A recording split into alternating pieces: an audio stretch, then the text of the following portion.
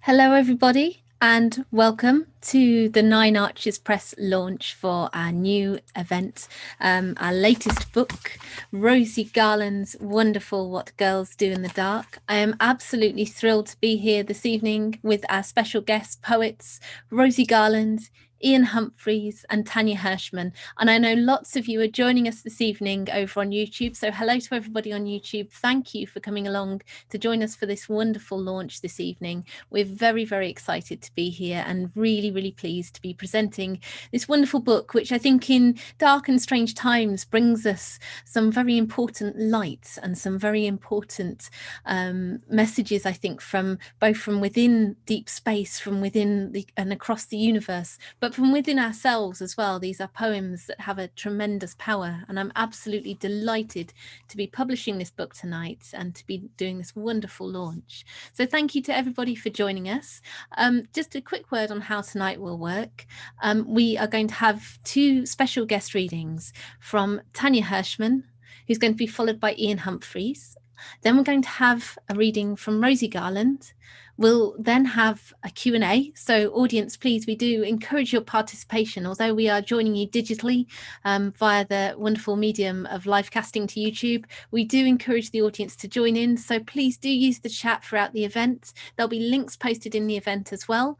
And you'll be able to ask your questions by posting them into that group chat online also. So I'm absolutely thrilled this evening to be here with all of these wonderful poets. And just to introduce myself as well, I'm Jane Kemain from Nine Arches Press.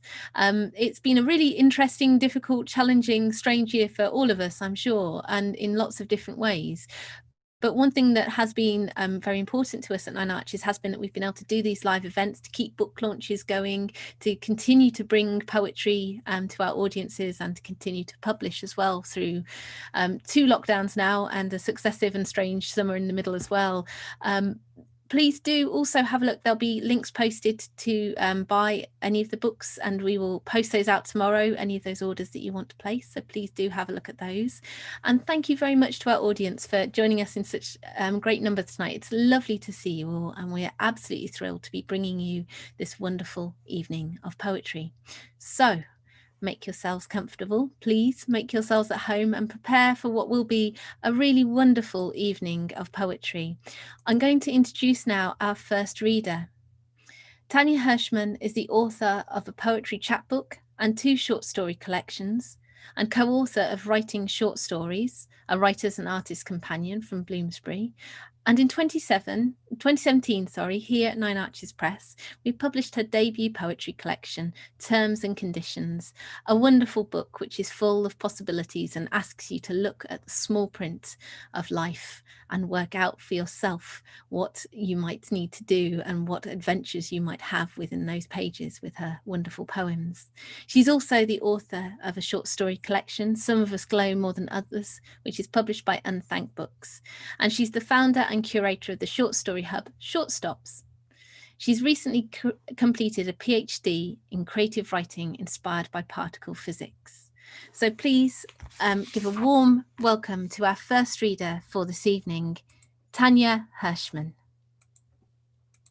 Thank you, Jane. It's just such a delight to be here and such an honor and a joy to be celebrating my fantastic and talented friend, Rosie Garland, and her poetry collection. I could spend all my allotted time just raving about this book, but Jane would probably tell me off.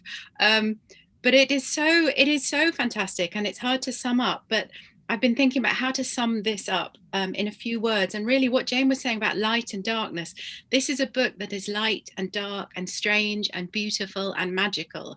And it really is a whole that is bigger than the sum than its parts. And some of the threads that are running through Rosie's poems are girls and women, and also astronomical objects. And it's really about, for me, what we are, who we are, and what we might become. And so I thought that in celebration, I would try and read a few of my poems that maybe spoke to some of those themes, with a little sprinkling of astronomy or something from out in the galaxy. And for the special occasion, I am wearing my fairy lights.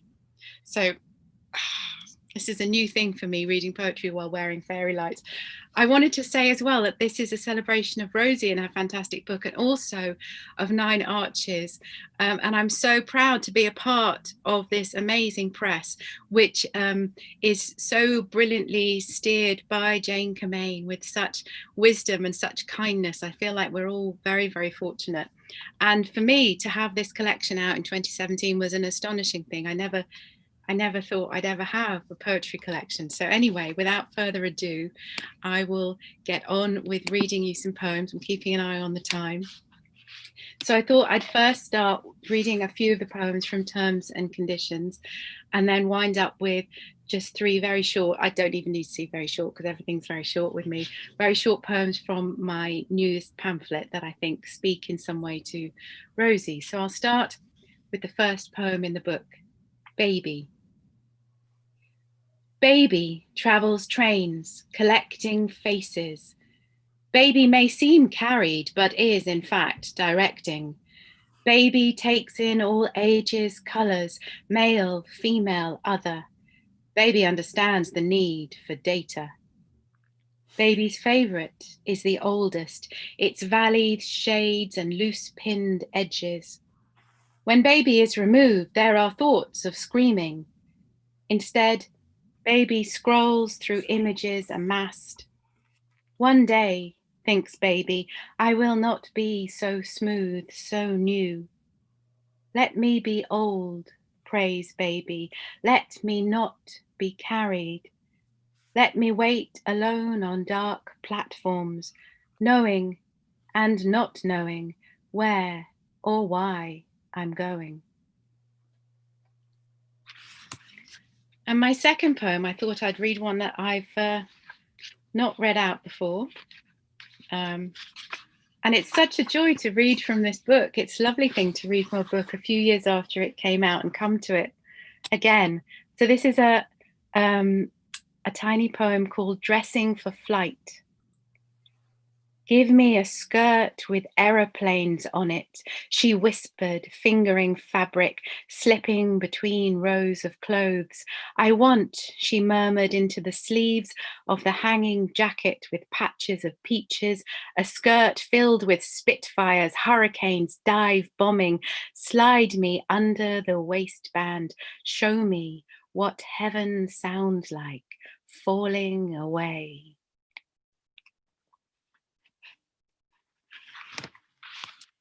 And this is a poem I wrote. So some of my poems are imaginary, as someone with a background in fiction. Some of them are very much fictional, and some of them are taken from life and from things that happened to me. And this is one of those. Body. I saw my mother's heart today. She pressed up against the machine while a few feet away I watched it load on the computer screen. Is that? I asked. The radiologist, immune to the novelty of inside views, nodded. I'd helped my mother get undressed, seen for the first time the vest she wore to cover where her breasts had been. I had not expected, several minutes later, to see her chest, like wings unfurling, open itself out to me. Released, my mother stood small and grinning in her backless gown, not knowing what I'd seen, what she'd shown. I kept it to myself, my mother's heart. It had not looked as I'd imagined, but like a star shooting through her ribs, that body I used to be a part of. It's funny, I didn't pick that because of the shooting star, but now I realize subconsciously I must have, Rosie.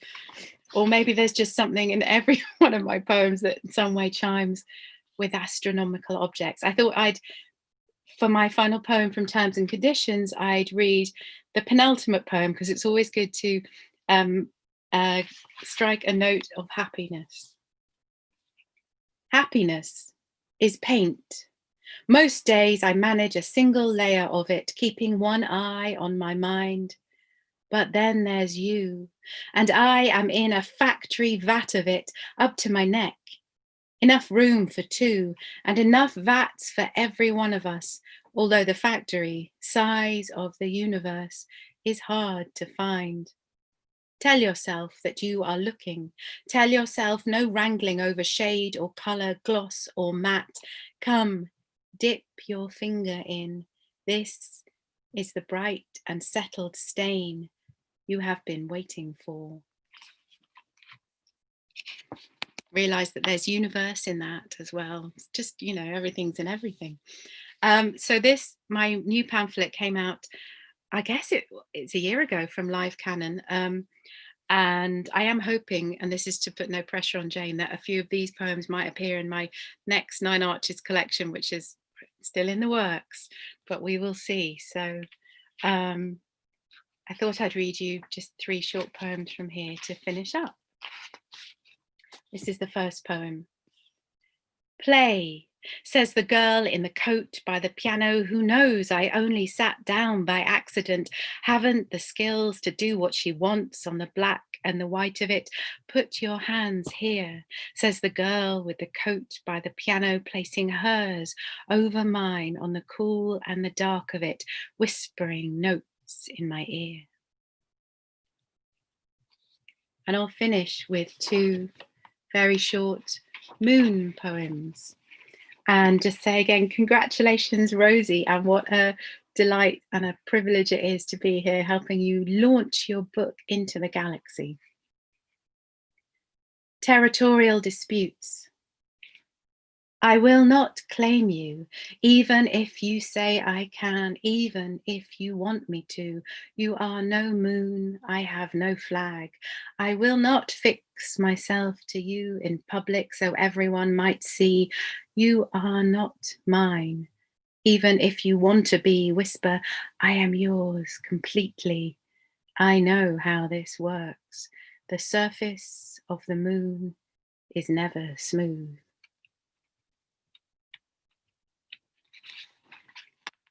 The responsibility of gravity.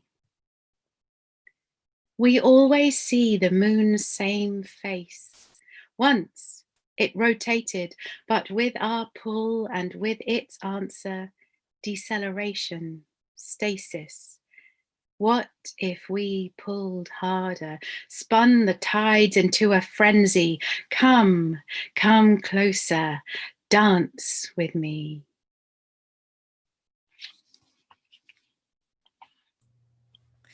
Thank you so much, Tanya, for that wonderful reading. That was beautiful. It's always wonderful to be in the orbit of Tanya Hershman's poetry. It's such beautifully measured, precise, stoical poetry that I think has so much for us within it. So thank you very much, Tanya, and very much looking forward to your next poetry and next work in forthcoming years as well. Our next reader this evening will be Ian Humphreys. So just to tell you a little bit about Ian. He lives in West Yorkshire and has been widely published in journals and anthologies such as Poetry Review, The Rialto, Ambit, Magma, and the Forward Book of Poetry 2019. His awards include the first prize in the Poetry Society's Hamish Canham Prize, and in 2018 he was highly commended in the Forward Prizes for Poetry. He's a Fellow of the Complete Works, which promotes diversity, equality and innovation in British poetry, and in 2017 a portfolio of his poems was published in 10, Poets of the New Generation, from Blood Axe Books. And Nine Arches Press were absolutely delighted to publish Ian's collection Zebra in 2018, and it's been absolutely brilliant to have worked with Ian over recent years as well. His poetry is a wonderful and heady cocktail of the playful, political and mythical, poetry which also looks at the writers that have gone before us and been important in taking those first steps, and as well in exploring these spaces of nature and cities and of identity also. It's such a powerful, wonderful book. So I'm absolutely delighted this evening to be introducing Ian Humphreys.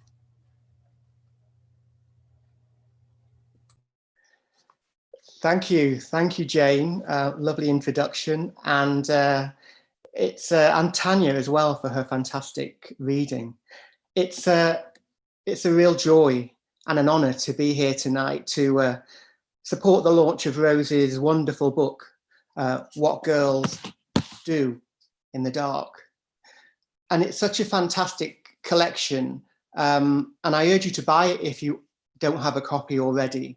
And for me, the book is extra special because 2 or 3 years ago, Rosie and I were in the same writing workshop group based in Manchester, and it was called The Group. And Rosie brought quite a few galaxy themed and star-studded poems to be workshopped in those sessions. So it feels really lovely and a privilege to have been there for the big bang, so to speak. And tonight I'm going to read 4 poems, and similar to Tanya, they all have a connection somehow to Rosie's new book, her wonderful new poems, and also to her work in general. And the first poem is from my debut collection, Zebra, with the wonderful Nine Arches Press. And it's a poem I decided to include after reading the back cover blurb of Rosie's new book. And there's one sentence that says, "The poems ask what it means to escape the pull of gravity and blaze your own bright, all-consuming and astonishing path." And when I read that, the poem of mine that came to mind was Return of the Discotheque Dancers. And that poem is about queer nightclubbers from the 1970s and the 1980s. And just by being loud and proud and dazzling in the bars and on the dance floors of early gay nightclubs, these people were making a stand, and they were blazing, in my opinion, the brightest of trails. So here's the poem. Return of the Discotheque Dancers. Come back, you glistening boys, you clerks and scholars, farmhands, plumbers, you makeup artists, money men, you lives hacked short, you oh so very dazzling, you boho fops, you preachers, poachers, lovers, sons, my sons. Years ago we buried you in shame, you bore the guilt as night closed in. So many men, so little time, the chorus rang. When the dry ice lifted and the spotlight glowered, so many friends were gone. Rise up, break free of soil, of stone, of ivy's snare. Come chase the hare, the handsome fox. Rattle cages, shake your bones. Come back for one last wicked whirligig. Imbibe the city, its bars and clubs, its tribes and scars. Refrains that moved us then will tug the moon. Shed your shirts, your wounded skin. Shatter the glass dance floor. Our songs half sung. So flex your voices, roar like guns. Tallulah's waiting. Devilish nuns are roller skating. Come back, you glistening boys. Let's march again at bang, scandals, Napoleons, spats, subway, copers, and heaven, heaven, heaven.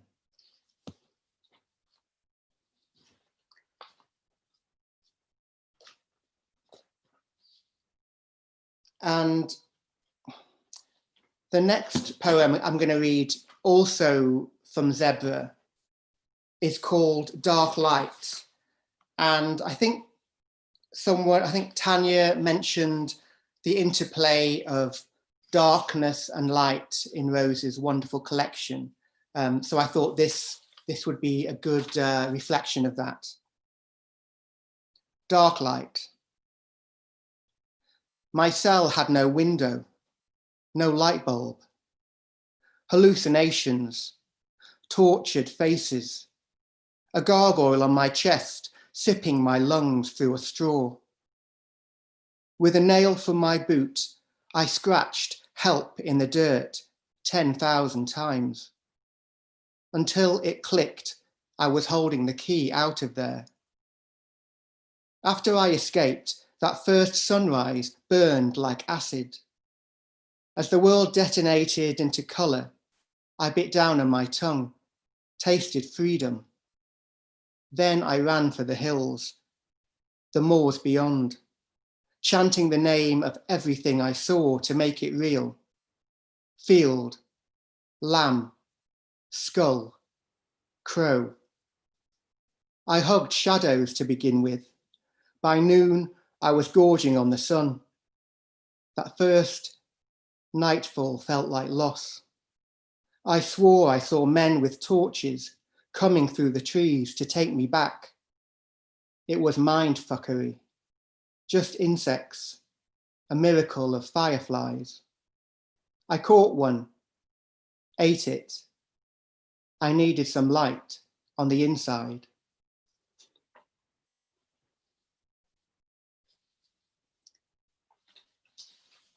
So I'll end my set on two new poems. And the first one is called Dark Water. And I've chosen it because it has a gothic flavour. And that seemed very appropriate. Because as I'm sure you all know, Rosie enjoys exploring the Gothic and the neo-Gothic in her work. Dark Water. The first, a ragged-arsed nipper on the towpath at Hebble Hollow. I was there. One moment, the boy's pink feet slapped the water like hooked perch. The next, a splash, a vacuum. The canal zipping shut like a wetsuit. Missing dog notices gaffer taped to every lamppost on Market Street. The skateboarder pushing ecstasy under the old Packhorse Bridge, not seen since April. The creature stalks my sleep. Each dawn I stink of swamp. Sometimes I wake up drowning, the next kill jagged in my throat. Last night, a homeless woman washing her braids under a weeping willow. Her wrists, twigs. There will be others folded into mudhole larders where river meets the deep lock. Alabaster torsos caged in shopping trolleys. Folk laugh in my face when I warn them. Crocker shit, they say. I say, dusk is worse when it bumps against my boat to smell what's cooking inside.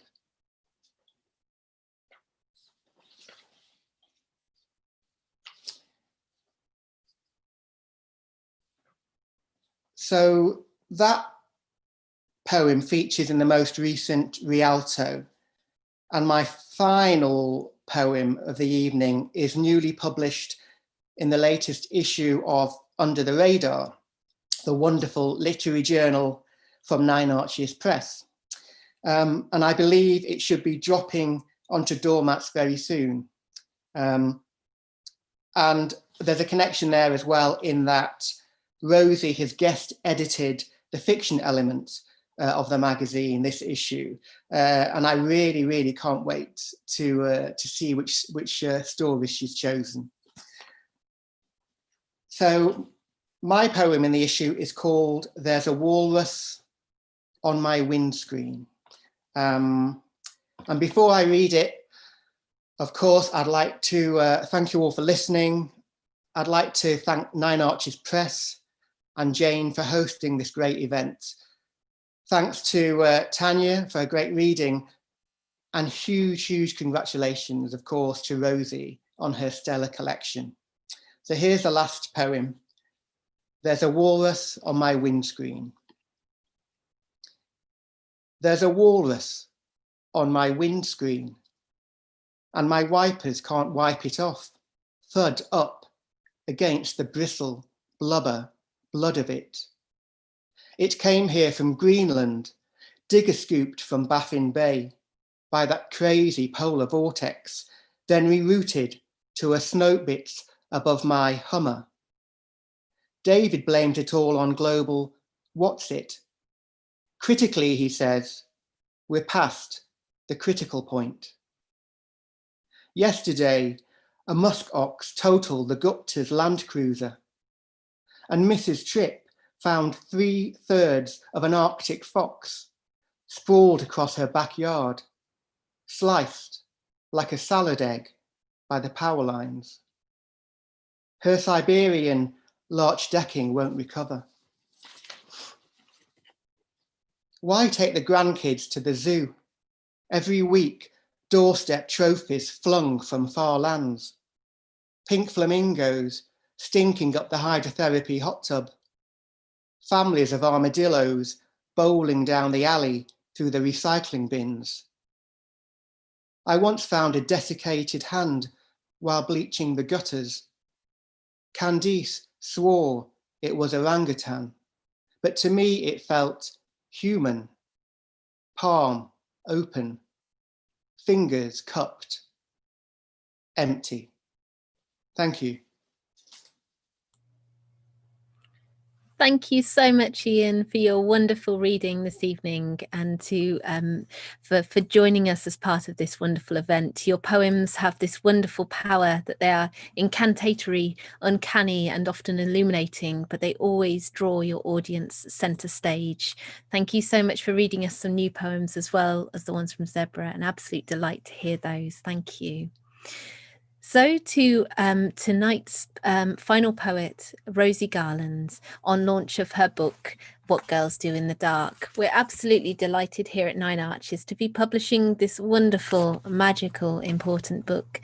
And just to say a little bit about the journey, because I do like to usually at book launches talk a little bit about how we've come to work with the writer and that process. And it's been a real delight over the last year to get to know Rosie well and to have worked on her poems. It's been a year nearly since we met in Manchester, in fact, in the Museum and Art Gallery, and spent a really wonderful afternoon working through all of the poems and talking about the themes that would make up this book, ideas for cover art and titles and all of those things. And it's wonderful to work with the writer in this way and see a book coming together from that manuscript of poems and to work with them on that. So it has been a wonderful process to do that with Rosie. And the first time I met Rosie was actually at Nine Arches' 10th birthday party in Birmingham, a couple of years ago in 2018. And shortly after, to then read Rosie's wonderful manuscript, I just knew straight away it was a Nine Arches book and that I had to have it. And I'm absolutely delighted now to be publishing it and launching this great book into the world and onto people's shelves. Rosie's poetry is glittering and gothic. It's full of transformations, of northern lights, of fantastical feminist voyages beyond the stars. It's also a richly crafted collection that engages deeply and seriously with mortality, wisdom, knowledge and science, where the heavenly bodies are both those above us in the deepest reaches of space and those we possess ourselves as humans, and all are the site of revelation, of rescue or rediscovery. Rosie's poetry is a kind of writing which dares to look at the greater scheme of things and our small place within it, the light of a single life playing its part.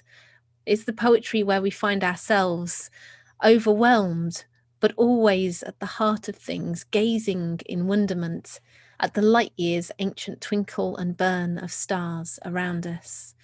It's such a wonderful book that it brings in so many important themes too, of climate change, of violence in various forms, of also change and how we cope with that, and of journeys and of life's journey, as well as the bigger journeys of time and space that contain us.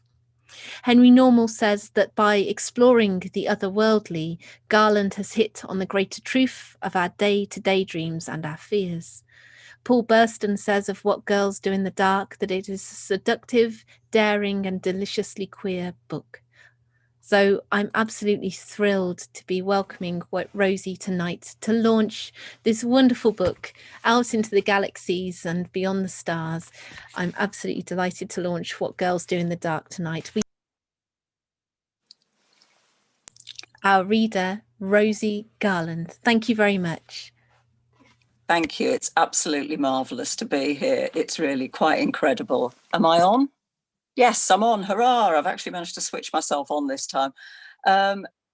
What Jane just said, it's quite incredible. This has just been a journey of joy over the last year. And what can I say? It feels like a privilege to be with the wonderful Nine Arches family. You guys are great. And before I start going all blubbery and weeping into my questionable glass of tepid red wine, I want to thank Ian for the glitter balls, how marvellous, and Tanya for the fabulous fairy lights and the wonderful words. And there's quite a lot of science in my poems. And as somebody who failed science quite heroically at school, I feel like I've come to the joy of science later on. So I'm going to start in the stars, start with heavenly bodies and move down to earth. And I'm going to start with a poem about rejection. It's the first poem in the collection and it's called Letter of Rejection from a Black Hole. And people think that now I'm a published writer, I don't get rejections anymore. Au contraire, I still get plenty like the rest of the world. So yeah, this is Letter of Rejection from a Black Hole. We're touched by your desire to join our great work of dismembering the fabric of time and matter. We can't blame you for wanting to hide in nothing and note the ways you've snapped off pieces of yourself to prove you're serious. However, we wonder if you've misunderstood our purpose, the difference between obliteration of the cosmos and the spirit. You've been smothering your radiance for so long, it's become a system of belief that you're cored with lead, or in a destructive twist of logic that impressed the selection panel, brilliance is only permitted to serve others' needs. You have the right to glow. It's not your duty to light up anyone else's day. We urge you to reconsider, wish you well, and suggest steering clear of holes. Thank you. Let's keep on the light theme. This next poem is inspired by a trip I made to Whitby one year with my lovely partner. Yes, it's like I am a goth. I go to Whitby, and halfway across the North York Moors, we had to stop the car because there was this really bizarre light in the sky. And I found out later it was actually the Aurora Borealis. And you can actually see the northern lights as far south as Yorkshire. But of course, Yorkshire doesn't go in for any of that fluorescent, flouncy green nonsense. These are Yorkshire lights. You think it's a trick of the clouds, but this is no will-o'-the-wisp that shimmers into nothing. No sleight of hand sleek flicker that plucks a penny from your ear while it picks your pocket. These are slow lights, sure lights, built for the long haul, banked fires of bronze peat to outlast winter, rusty with the mucked up brass of stoppered coal mines, shuttered shops, empty wallets, a flag steeped in bloody mindedness, the opposite of surrender. steady as the rain that grinds the Pennines, true as the Leeds and Liverpool Canal in its deep cut through moors, marked out with sheep daubed red. It takes less time than you think to adjust glare-adapted eyes, relearn the lessons of iron light, reclaim night vision. Thank you, folks. And I am interested in things that exist on the edges, things that maybe defy labels, maybe slip away from labels. And I was really fascinated to find out that, I love the fact that Pluto, for example, was called a planet, and then it was downgraded from planet, and then it was reinstated to planet. And there are lots of rocks at the edge of the solar system, and they are the subject of my next poem, which is called Trans-Neptunian Objects. Way out there between matter and not quite void, they weave in rocky gangs, ragtag remnants of the solar system's sober gathering. They crash each other's parties, spit geysers of methane ice, break the law of what is and isn't planet. They will not kneel in perfect circles round the sun, won't toe any ordered line. There's naught so queer as Pluto, Sedne, Eris, Thula, Mache. Shoved too far for any naked eye, it only looks like lonely. Faces cratered with 1,000,000 kisses, their drunken stagger round the Kuiper belt so leisurely. We have galloped from cave to red button before they've notched a handful of orbits. They squint at our blur. We are grit in their eye. Blink, and we're long gone.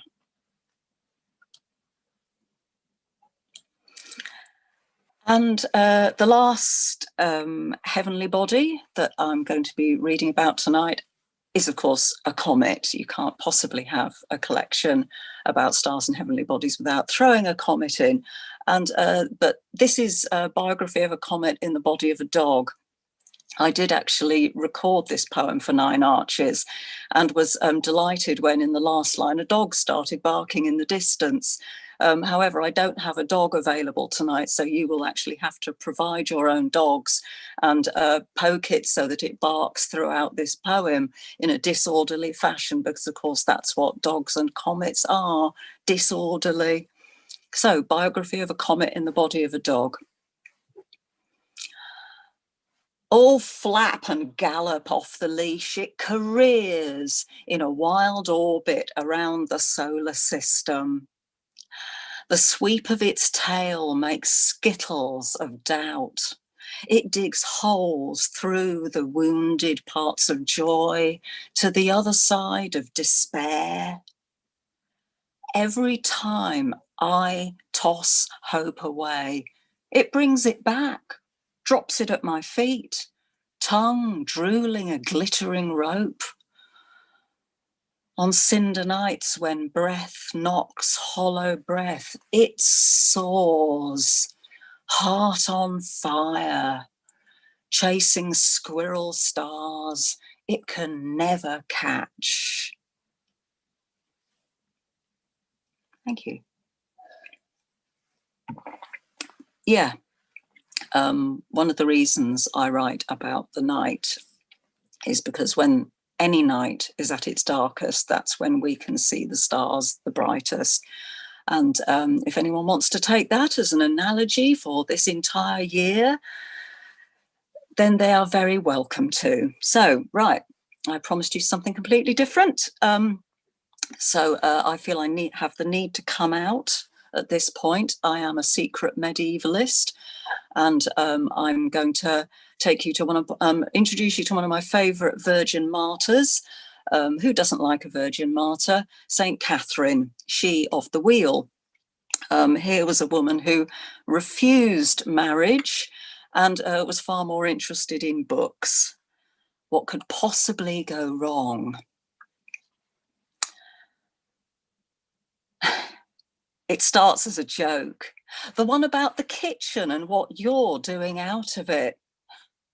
All smiles, splay of knees, bulge of crotches, mutter of, heavens, these women, why have a dog and bark for it? Keep your eyes open for the tick of an index finger shoving spectacles up a sweaty nose. Keep running circles round their gnawed faith. Jab and feint, jab and feint. They will kill you for being cleverer, worse than laughing at their dicks. You know all of that, but won't stop, can't. You didn't read the Library of Alexandria to bat your eyelashes and keep stum. This isn't about God, the stained glass legends of broken wheels, the barrowload of miracles, or the dinner plate halo they will nail to your head. Under the gospel, the truth of it. Woman answers back, ends up dead.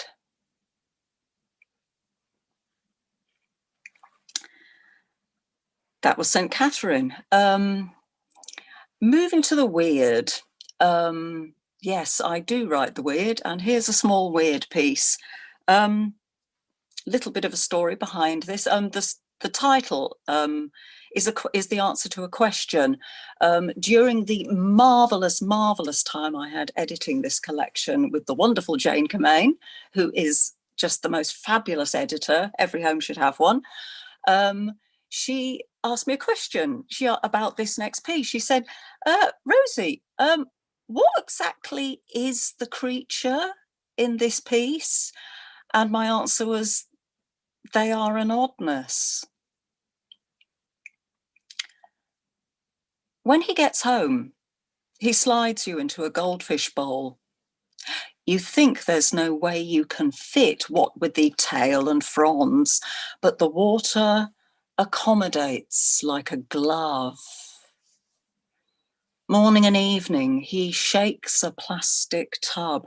Food falls in a drift of salty confetti. You flick your clever tongue and catch each flake. You grow long and sleek. He has to move you to the sink by the end of the week, the bath. He feeds you sardines from a tin, holds out a fork, says, here comes the aeroplane. When your lips close around the tines, you taste sweat on his fingers. You eat and grow. Your tentacles climb the tiles around the tub. You pull the floor with slime. At night, you rest your head upon his knee. He combs your hair and whiskers, smooths the creases from your frills where they've wedged against the sides of the bath. You wrap your tongue around him, squeeze till he gasps. He gazes in wonder at the marks you leave, his tongue small and lacking in muscle.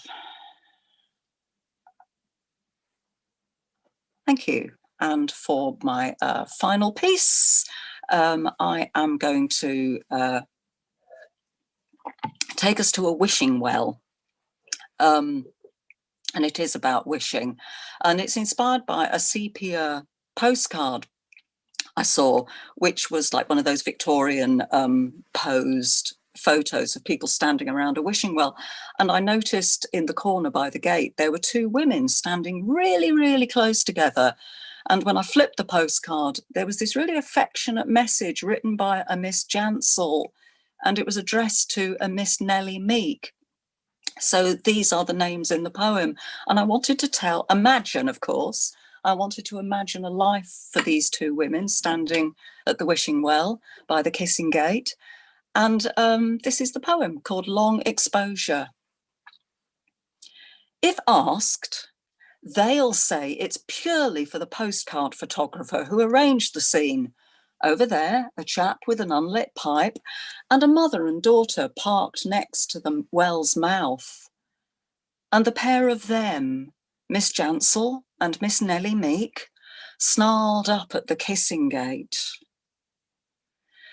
They embrace for the long wind and snap of the shutter. 3 minutes they hold the kiss. Tomorrow they will go back, Miss Jansel and Miss Nellie Meek, and wish again and kiss without onlookers, photographer, the clank and rattle of equipment. They will keep wishing, kissing through the years of hiding in long grass, behind bushes, in closets, in plain sight. Shoulder pressed to shoulder, pale-knuckled against all that would put them asunder, till everything that twists fear into law unwinds. When time comes to unknot concealment, shrug off its whalebone cage, till they can put an end to wishes, stand up, brush off their skirts, and act.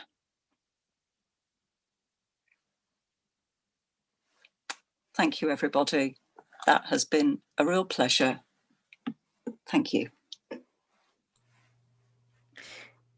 Thank you so much, Rosie, for that tremendous reading, for transporting us to a galaxy of poems, and for reading, I think, one of my, it's a book full of poems that I love, but that final one especially, it's wonderful to hear that poem. And thank you so much also to Ian and Tanya, who I'm going to invite to join us all on the screen now. We are now going to, following the readings, have a bit of Q&A to celebrate the arrival of this wonderful book, What Girls Do in the Dark by Rosie Garland. And we are encouraging our audience. There is loads of you over on YouTube. Thank you so much for all of your comments so far. We are reading them and very much enjoying them. It's, even though we are sort of separated by digital means at the moment, it's lovely to still feel that sense of our audience out there interacting with things. So please do have a think if there are questions you would like to ask of Rosie or of Ian and Tanya, or of all three writers. Please do post it into the chat on YouTube. We'll pick some of the best questions and we'll try to answer a couple of them before the end of the event this evening. While you're thinking of questions, I had one that I'd like to ask of Ian, Rosie and Tanya, which is, you all have a connection in the city of Manchester as a place where you have lived and where you have a personal connection to. So I wanted to ask you both about what the city of Manchester means to you as writers, but also what place means to you as writers, and what connection particularly to a place means to you in your poetry. Rosie, would you like to go first? Or I'll go first. Break the ice. I am a very, very lucky person in that Manchester adopted me, and that does make me, back in the 1980s, obviously I was very, very young at the time, yeah, Manchester is marvellous. It's got such a marvellous history, because for those of you who know my novels, I dig the history, and Manchester's got this amazing history. It's got a radical political history. It's got an amazing queer history. It's got a literary history. It's got an artistic history. And considering that it rains all the time, I just think that there must be something in the water. Shall I go next? Go for it. Yeah. Well, firstly, I'm the newbie to Manchester because I only moved here 3.5 years ago, but I did study here as an undergrad 4,500 years ago. So it's a sort of a coming back, even though the city is completely different. But I love it here. I love it up north. One of the joyous things that Manchester brought me was Rosie, because we didn't know each other before I moved up here. And as we were just saying before, because Jane gave us a little heads up about the question, we'd heard of each other, but we'd never met. So I feel like really this is a wonderful place for me for so many reasons. In terms of poetry or writing, I have never really, in anything I've written, set anything in a specific place. I think I like to keep people on their toes and maybe, imply that anything could be anywhere. And sometimes, it's in different, it could be on a different planet. But if I'm thinking more solidly about place in poems in particular, the terms and conditions, all the poems in that book were written before I moved to Manchester. But what I've been writing more recently over the last year, I live across the road from a river, and I'm not going to tell you which one because then you'll just all turn up. But I have taken to walking by the river, and I was doing this before lockdown, but obviously after lockdown started, it's been an absolute blessing. And I found that I'm ending up with a lot of river poems, which Jane might also already have found since she's got the draft of my next manuscript. But it's not so much, I don't know if you'd even call it nature poetry, but it's just more about what happens to me while I'm walking down this particular river, which obviously is different every single time I walk down it. So that's probably the most place related thing I can think of in terms of my poetry. Most of the other poems aren't set anywhere, and quite a few of them feature octopuses, but I'll stop there. Yeah, it's interesting, Tanya, that the river where you live has inspired you. I think I've got something in common with Rosie as well. I discovered Manchester in the 1980s myself. I was a young teenager, and I kind of came out there around Canal Street, which was not the glamorous, glitzy place it is today. So I've got very fond memories of how it was back then, and it's been great to see it develop and change, and the people change. So actually, in terms of place, my muse is kind of the Rochdale Canal, which doesn't sound very glamorous at all, but there's something about it. And now, today I live in Hebden Bridge, and I've been when I was in Manchester in the 80s, I moved away, I traveled quite a bit, worked overseas, and it was about 20 odd years until I went back there and got to know the city again. So that's been a real adventure. And then I moved to Hebden Bridge, and coincidentally, the Rochdale Canal, the same canal that I used to explore in the early 80s, runs through Hebden Bridge. So there's that side. Of course, where I live now is semi-rural, so it's a different kind of canal. There's more nature to it, I suppose. But yeah, it's interesting that the canal has stayed with me somehow.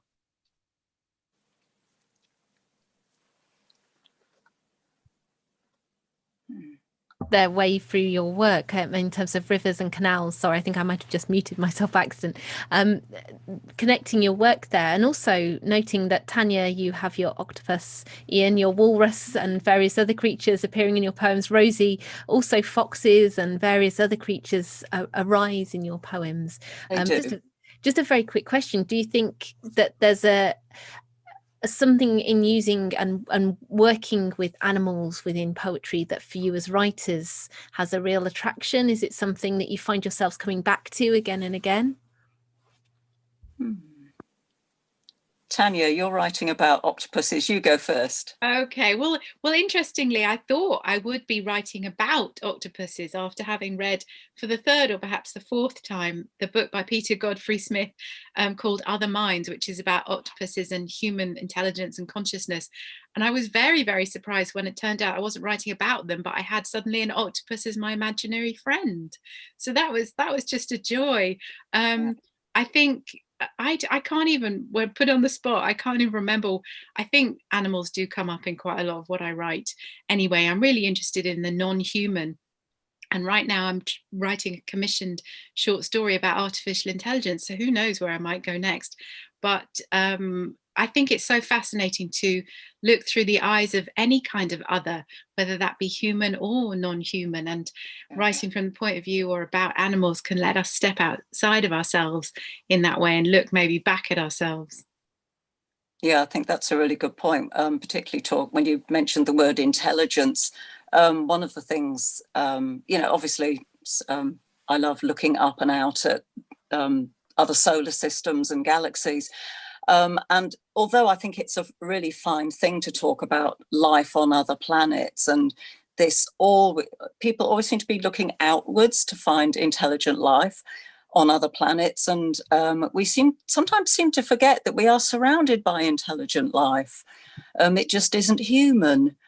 And I think, well, if you can't spot the intelligent life that is around you, you're not going to be able to spot it on Alpha Centauri. You're really, really not.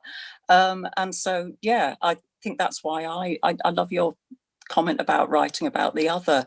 It's like my second novel is called Vixen. And yes, it features foxes and, the idea of shape-shifting between human and animal, and what do those distinctions mean, considering we share 99% of the same genetic code, blah, blah, blah, etc.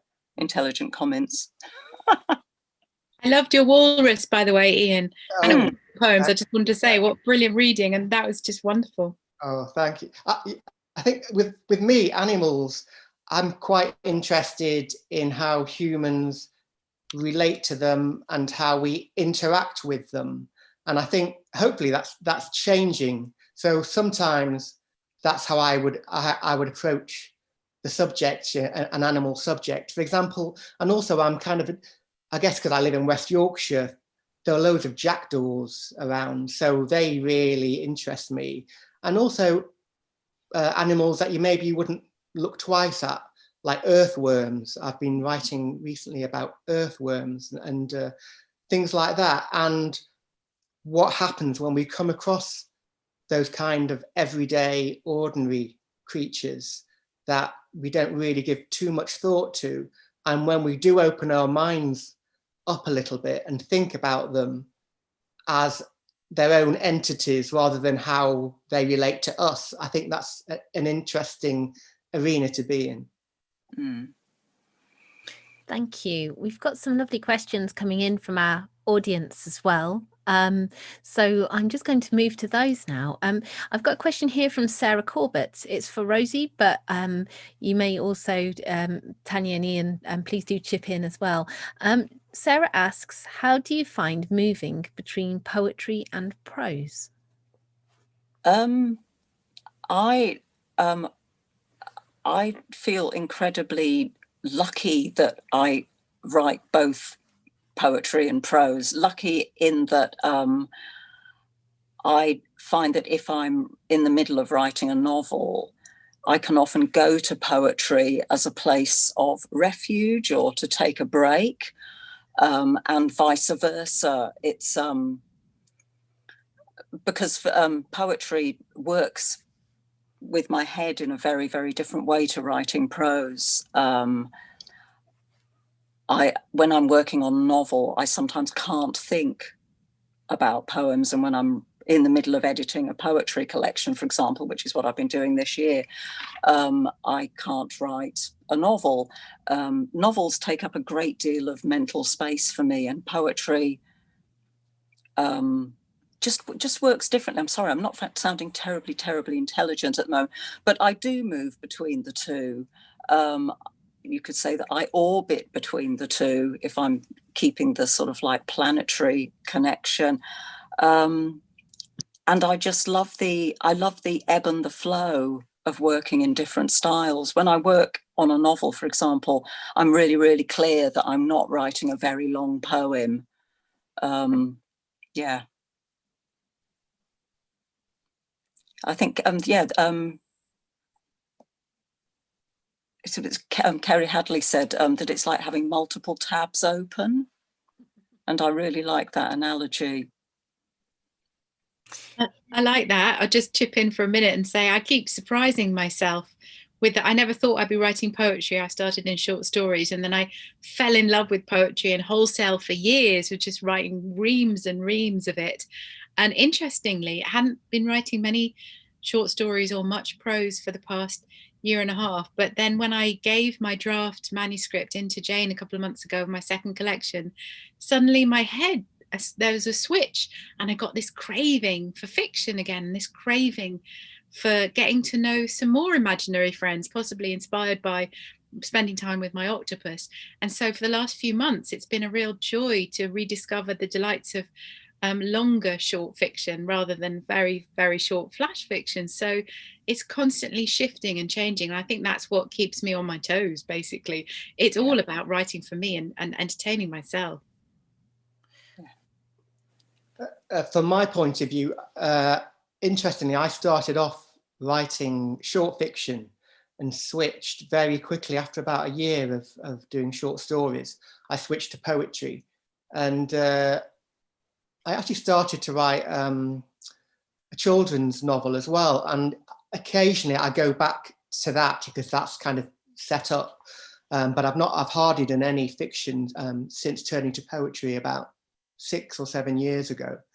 But when I do go back to the novel, it's, you know, I can't see how people can switch from one to the other, because to me it's a totally different place. And with poetry, I can get really focused and you know, het up on a line or a line break, and so I haven't got the time to do that with fiction, and I'm sure people don't, but I haven't got my head around the change, how you're supposed to change, you know, your mind when you're dealing with these two different forms. So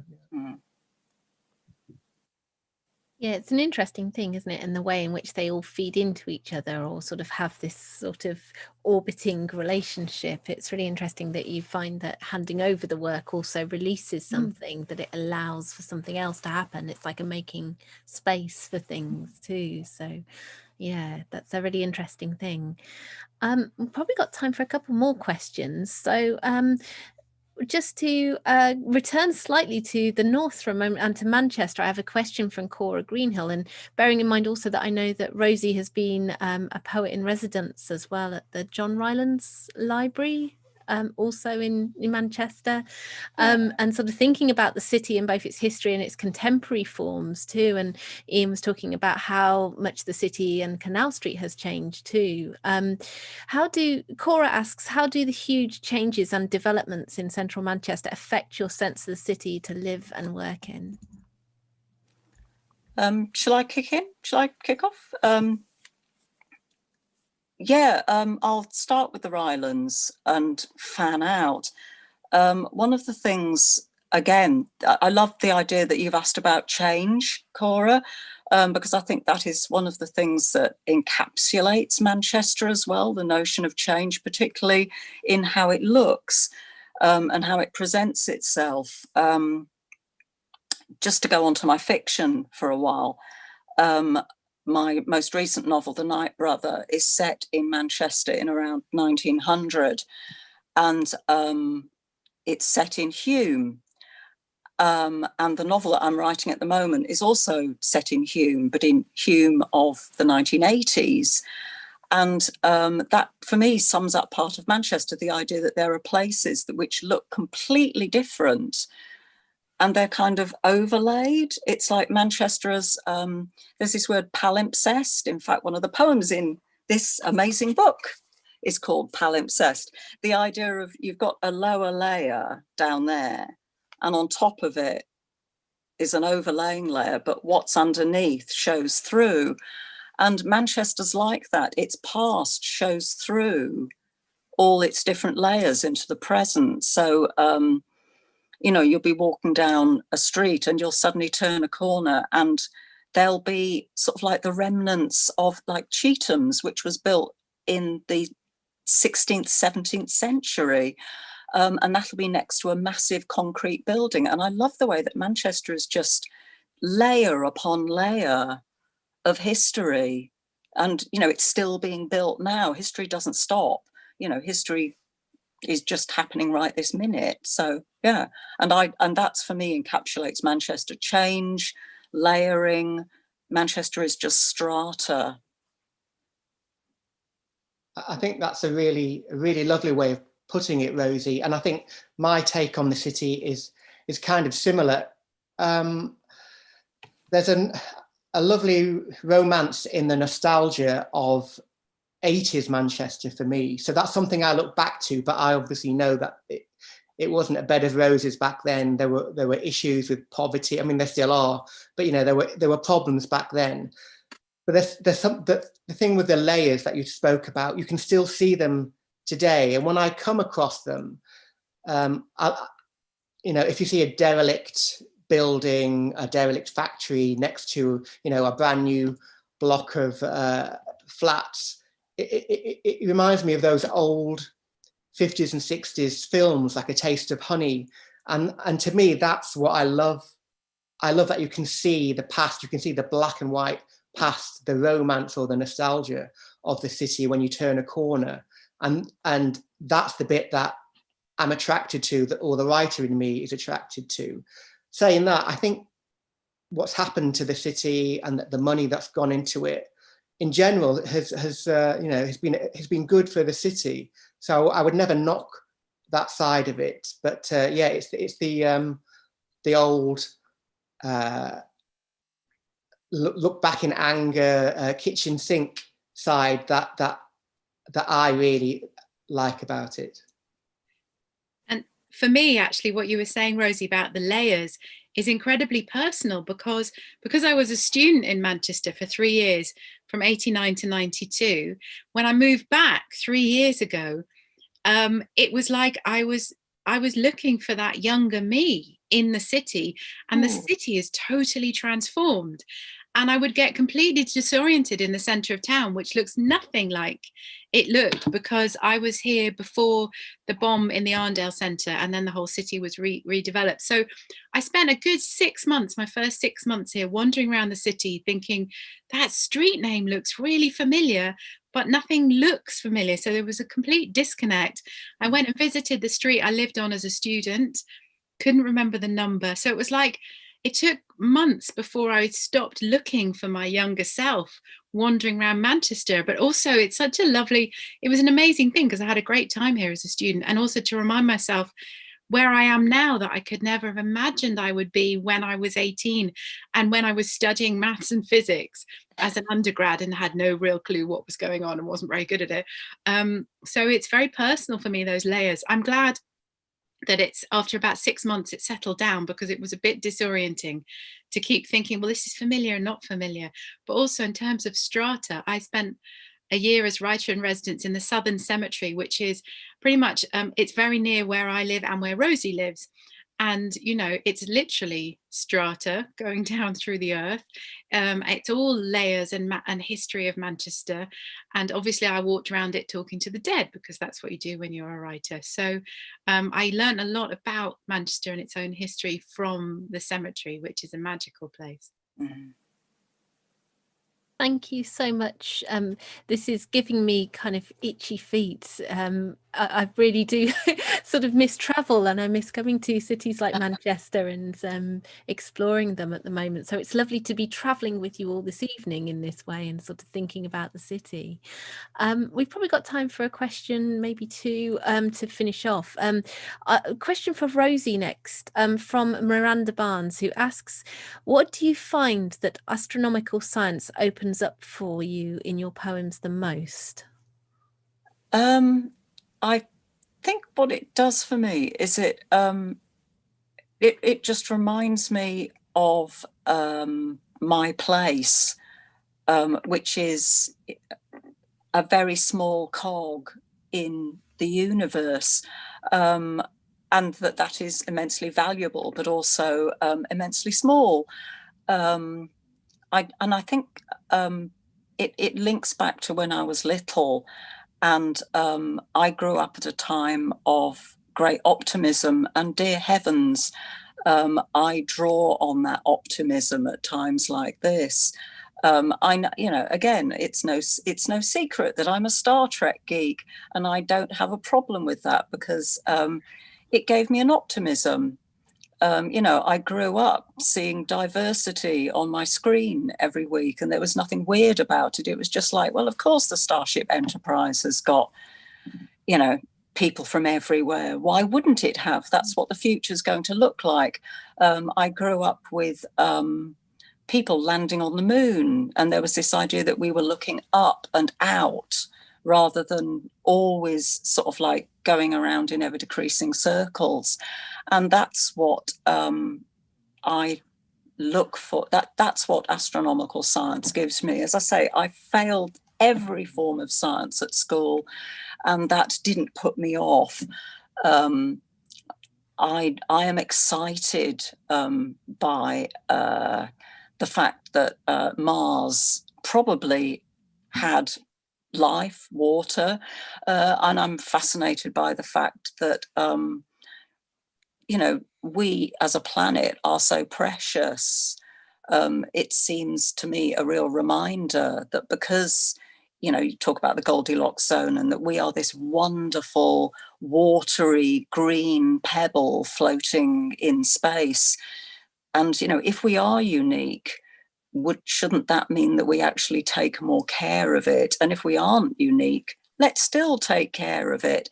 I don't know whether that is an answer for you at all, Miranda, but I find astronomical science helps me to look outwards into the universe, and see everything as connected.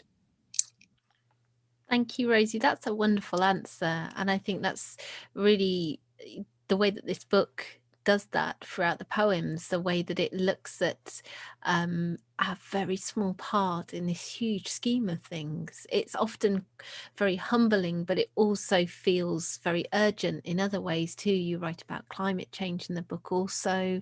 You write about history, human history, as well as kind of millions of light years of astronomical history. And I love the fact that you bring all of that together, and also have this wonderful kind of brilliant Gothic mythical sort of framework that everything coexists within also, and it never feels like those things are in tension. They all feel like they have a balance of their own with each other too. So I love the way that you're able to do that.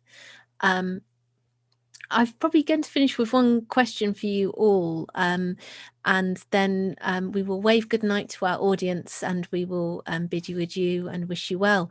But our final question comes from David Vola, and for Rosie, Ian and Tanya, what has been the biggest influence when writing? Or maybe just one of them. It's quite a big question, isn't it? So. I can do that with one word. Yeah. Reading. There you go. There's your answer, David. Reading. That's my biggest influence when writing. So important to feed our imagination, isn't it? It's the key thing. You can't write if you're not reading widely and being adventurous with your reading. Yeah, and I read literally anything and everything. I read a lot of nonfiction, obviously a lot of science, and I'm really quite into colliding and bombarding my brain with lots of things at the same time and seeing what the collision sparks. So it's not just about feeding yourself maybe in the form that you write in, like poems, short stories, etc. Try, reading something you'd never normally read and see what happens. I'm trying to think of no, that's the main influence. I was going to say something about television, but I feel like that's just an excuse for me to watch a lot of television.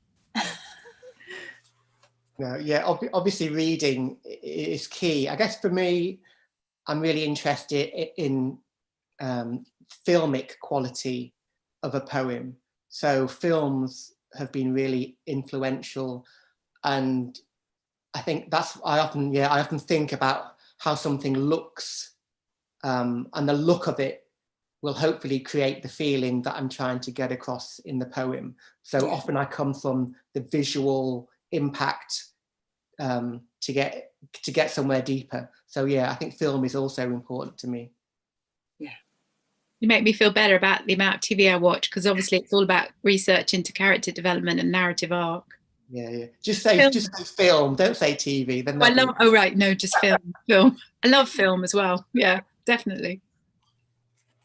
Thank you so much, Ian, Tanya, Rosie, for this wonderful evening, for answering all of the questions so fulsomely and thoughtfully. A huge thank you to our audience this evening for joining us live on YouTube, and a huge congratulations to Rosie Garland.